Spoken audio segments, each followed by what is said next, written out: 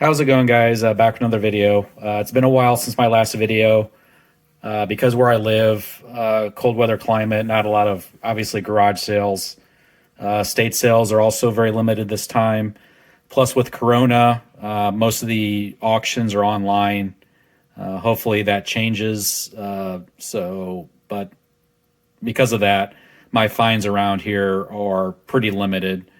Thrift stores around here for me aren't any good. I rarely find stuff at thrift stores. But I did travel to Florida last week with some friends, and I did some picking a couple days. And start off really slow, but the second to last day found some treasure. So this is what I ended up getting. Went to a roadside place. I could tell they did storage units and stuff. They had stuff kind of everywhere. End up getting these 88, 89 basketball cards. The best being right here, a Dennis Rodman rookie card in really nice condition. The centering looks good on it, and the corners are very good. A little backstory. The first items I really sold online were baseball cards. I used to set up at baseball card shows. So I do have some knowledge about sports cards. So, like I said, Dennis Rodman, rookie here. Other notable cards in this set are Reggie Miller, I think, Scottie Pippen. None of those were in there, but the Dennis Rodman was, like I said, in nice condition. That was only $10 for all those, so that was a good find there. Same sale. Got this, it's made out of brass. It's like a commemorative thing for Korea, the Korea conflict. It's marked to Captain William Merkel. I did a eBay search. I found another similar to this, obviously a different person and a different battalion. That one sold for $80.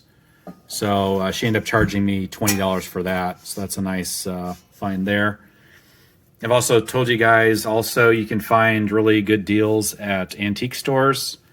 So we drove by this antique store earlier in the week. It was closed by appointment only. The person we were staying with lived maybe a mile away from this antique store. We drove by there again and we noticed it was open. So we went inside. I saw this near the front entrance, and it was marked $99, but it had an X through it, and come to find out it was marked half off. So this was only $49.99 plus tax, and I think I ended up paying like $53 for these candelabras. I'm not sure if they thought it was gold-plated because they had it marked, I think, silver plate or silver something. But it's actually marked sterling cement filled. So this is sterling with a cement filling to make it heavier. But with increasing silver prices, definitely worth $25 a piece. This little piece right here came off. I weighed this. This weighs about 10 grams. So you can see, that's a third of an ounce. Just this little piece is a third of an ounce. So I'm guessing these weigh, probably they have between 4 and 5 ounces of sterling per candlestick, with silver approaching $30 an ounce now. Very good buy there. So let's see, I think these are well over $100 in scrap per candelabra, again for 25 bucks a piece. Looking for watches, went to this estate sale. I wish I would have went there first. This was probably the best garage estate sale type thing we came across. Have this Timex watch, just a mechanical 1970s, nothing special about this really. But I did ask them, and they said they had a bunch of other men's watches they sold right off the bat. So based on the stuff they had, I could tell the other watches they had were going to be pretty good. So ended up only paying $1 for that. So that's probably a $25, $30 watch. with the band, I may end up keeping that strap. I like those thicker straps from the 70s. Again, we went to another coin shop downtown. I think this guy spent most of his time buying rather than selling stuff out of his shop. His shop was a disaster, really unorganized, really messy. But I did notice he had a couple watches in his display case, and I asked him if he had any men's watches, and he pulled this out. So have a Hamilton. As you can see, it is running.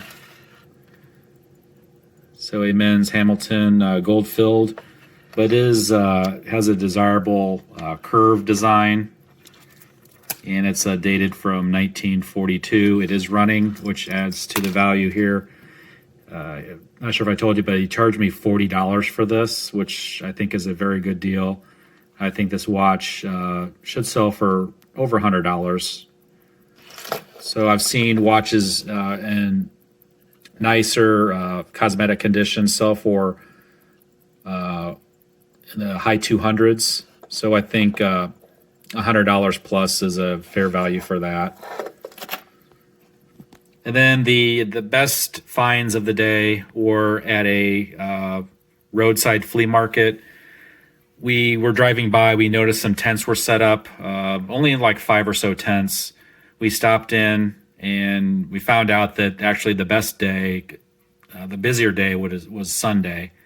But the stuff I found on Saturday, again with only 5 dealers, was pretty amazing. We came up with a price. This guy had a bunch of watches. Most of them were quartz. He knew a little bit about watches, but I think he just did it for something to do, based on the value he put on this type of stuff. So we came up with a price of $64 for all the watches here, which comes out to about a little over $10 a piece, which is I think a really good deal for these. So I have a couple watches that do need some work. So this one only runs for about 5 seconds and stops. It was running for about half a day and stopped, but definitely needs a cleaning and a service. A 1969 Bulova. As you can see, it's in a pretty nice cosmetic condition. So again, this was roughly $10. Have a Benrus. This watch is running. Has I think they call this the faux watch with the garnets. I don't think those are rubies, and it looks like they're diamonds, but I don't think those are diamonds on the dial. Just a gold filled case, and I think the back is stainless steel. Yeah. So have that. It is running, so I think this is probably a $60 to $80 watch, based on it is running and the condition of it. So nice find there. Another watch that does need some service, but a desirable watch, a Wittenauer automatic. This, like I said, will run a little bit and stops. It did run, I think, about 5 hours straight, then stopped again. So it does need a cleaning.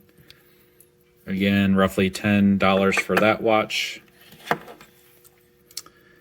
Have a Weiler Dynawind. You can see this watch is running. These are pretty collectible. I think these are German-made watches. I've had a few of these in the past, and they do sell pretty well. So have that one. Again, roughly $10 for that. This watch does show running, but the minute hand does not rotate, so that does need to be serviced or repaired. So if I would have known that, I still may have bought this watch. I still think it's probably worth $25. These sell running for around $100. I've had one exactly like this that was gold plated that brought $100. So $25, $30 for this watch, I think, for parts, repair, or service. And then the best find, I collect this brand. I haven't found one of these, this brand, in over a year. Have an Omega 300 hertz watch. These have the similar movement to the Bulova Accutrons, which I've told you guys in the past. I like the Accutrons also. You can see the crystal is cracked. It does need repaired. I put a battery in, I cleaned the contacts, and it wasn't working at first. I tapped it to get it to the springs to, or the mechanism to kind of vibrate. These do hum when they get going, so add some vibration to it and it did start running. So it's been running overnight, and I set it at the correct time, and it is now 5:35, and it is set, the time is to 5:35 now, so about 24 hours, a little less than 24 hours, and it is keeping time. So when I first got this watch, I've never come across this specific model.